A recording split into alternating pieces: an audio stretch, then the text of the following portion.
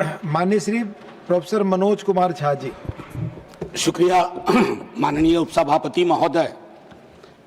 Budget की इस चर्चा पर एक बुनियादी प्रश्न उठाने से पूर्व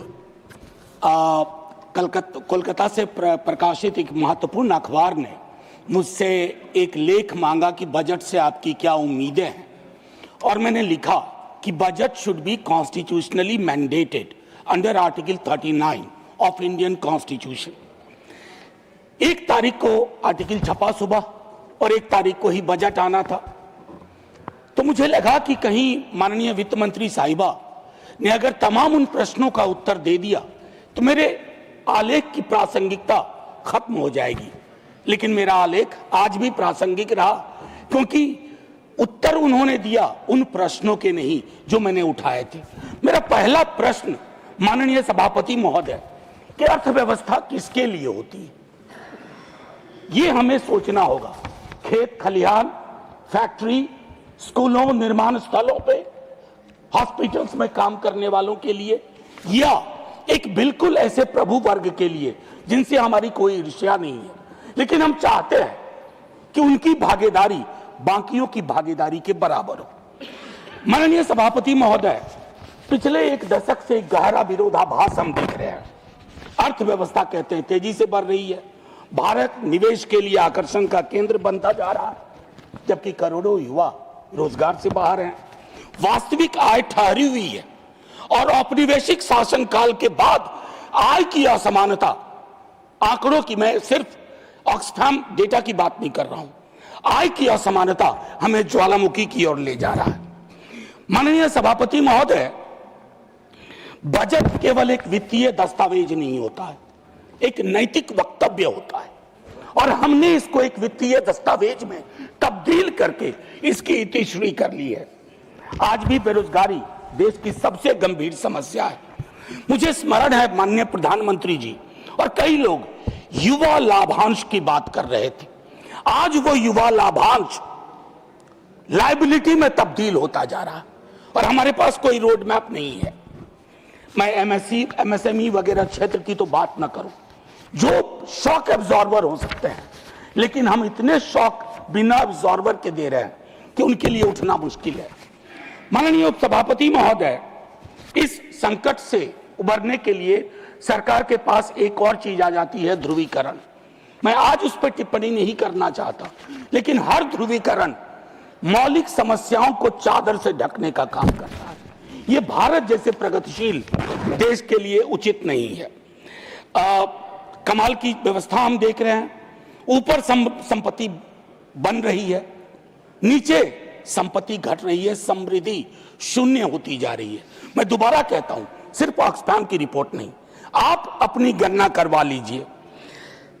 देखिए उपसभापति महोदय, जब मैंने आर्टिकल 39 की बात कही तो उसके पीछे उद्देश्य है कि आर्टिकल 39 को मद्देनजर रख करके अगर हमारे बजट की प्रस्तावना होगी तो हमारा बजट समावेशी होगा।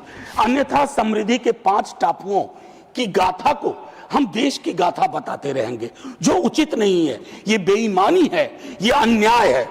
माननीय सभापति महोदय, अगर आर्टिकल 39 के नजर से देखें तो रोजगार के बिना विकास एक भ्रम सा है। अभी हाल के दिनों में माननीय उपसभापति महोदय, गिग प्लेटफॉर्म वर्कर्स की बात हुई। ज़्विगाटो नाम की एक फिल्म है, नंदिता दास ने बनाई है। मैं उस फिल्म के स्पेशल स्क्रीनिंग में था और उसी वक्त ये किताबें भी रिलीज हुई। ये रिपोर्ट है सर, जन पहल की ओर से। उस फिल्म को मैंने देखा और उस फिल्म को देखने के बाद कल मैंने एक रिव्यू भी लिखा। गिग और प्लेटफॉर्म वर्कर्स, हमें मानना होगा कि हमारी अर्थव्यवस्था में ये तत्व बढ़ते जा रहे हैं, इनका कंट्रीब्यूशन बढ़ रहा है, लेकिन उनकी सिक्योरिटी कहां है सर? पूरे देश में हड़ताल हुआ, कहा गया 10 मिनट डिलीवरी इज इनह्यूमन। अब इस पे रोक लगा रहे हैं सर, कागजों में रोक लग गया, कागजों के बाहर बदस्तूर जारी है, क्योंकि उनको लगता है कि ये ऐप बेस्ड, जो अगर मैंने रिव्यू में लिखा था कि अगर आज मार्क्स होते ना तो कहते एलिनेशन का चरम है, जहां आप पार्टनर कह करके उस प्लेटफॉर्म के माध्यम से शोषण कर रहे हैं। माननीय उपसभापति महोदय, मैं आपसे कहूं कि प्रगतिशील कराधान पर हम बात नहीं कर पा रहे हैं। जब मैं प्रगतिशील कराधान, प्रोग्रेसिव टैक्सेशन की बात करता हूं तो मैं सफलता को दंडित करने की बात नहीं कर रहा कि अमीरों को उनकी अमीरी का दंड मिले। बस अमीरों को यह कहा जाए कि इन्हीं संसाधनों से तुम्हारी अमीरी हासिल हुई है, और अगर तुम्हारी अमीरी इससे हासिल हुई है तो इस संसाधन के सभी भागीदारों के साथ थोड़ा थोड़ा तो बांटो। अगर उसको नहीं बांट रहे हैं तो ये इस तरह का पिरामिडल स्ट्रक्चर होगा पिरामिड का, जहां बेस ही एक दिन गायब हो जाएगा। माननीय उपसभापति महोदय, विकास को केवल जीडीपी की दर से नहीं आंका जा सकता। मैं आज बिहार की बात नहीं करूंगा, मेरे बाकी साथी करेंगे। बिहार क्या फिर 2030 में विमर्श में आएगा जब अगला चुनाव होगा? विशेष राज्य का दर्जा, हमारे कई साथी यहां बैठे हुए हैं, दिल पे हाथ रखिए, आप भी कहिएगा कि विशेष राज्य का दर्जा मिलना चाहिए। माननीय उपसभापति महोदय, ज्यादा वक्त नहीं लूंगा। जब वक्त थोड़ा बुरा होता है तो वक्त भी गुजरता है और वक्त के बीच से हम भी गुजर जाते हैं। मैं सिर्फ इतना कहना चाहूंगा कि जब मैं कहता हूं कि अत्यधिक असमानता सामाजिक विश्वास, भरोसे को खत्म करती है, ज्वालामुखी की ओर ले जाती है, लेकिन हमारे पास दूसरा विकल्प है, अगेन अंडर आर्टिकल 39, और वो विकल्प है माननीय सभापति महोदय, न्याय के साथ विकास। एक आखिरी, इन दिनों कविताओं का मौसम है, मैंने एक छोटी सी कविता, साहिर लुधियानवी तो हूं नहीं, बस छोटी सी, सर 30 सेकंड में खत्म हो जाएगी। माननीय सभापति महोदय, फिर एक बजट प्रस्तुत किया गया, कागजों पर संयत, सदन में उम्मीद की भाषा, कहा गया आम आदमी का बजट है, और मैं आमो खास में परेशान हूं। लेकिन आम आदमी आज भी कतार में खड़ा है, राशन के लिए, इलाज के लिए और काम की प्रतीक्षा में। इस बजट में आंकड़े बोलते हैं, अनुभव नहीं। धन्यवाद।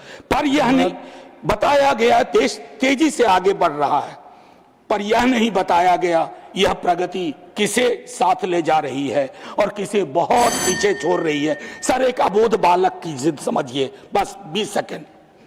चंद बड़े घरानों के बढ़ते मुनाफे राष्ट्रीय उपलब्धि, जबकि किसान, मजदूर और बेरोजगार युवाओं की जिंदगियां संरचनात्मक सुधार, शिक्षा, स्वास्थ्य और रोजगार तीनों को वित्तीय अनुशासन और धैर्य का एक और साल। माननीय सभापति महोदय, यह केवल एक बजट नहीं, एक राजनीतिक फैसला है कि नीति किसके लिए बनेगी और किससे कहा जाएगा कि चुपचाप 1 साल और इंतजार करो। आपने 20 सेकंड, 2 मिनट लगभग हो गए। धन्यवाद। माननीय डॉक्टर सरफराज अहमद।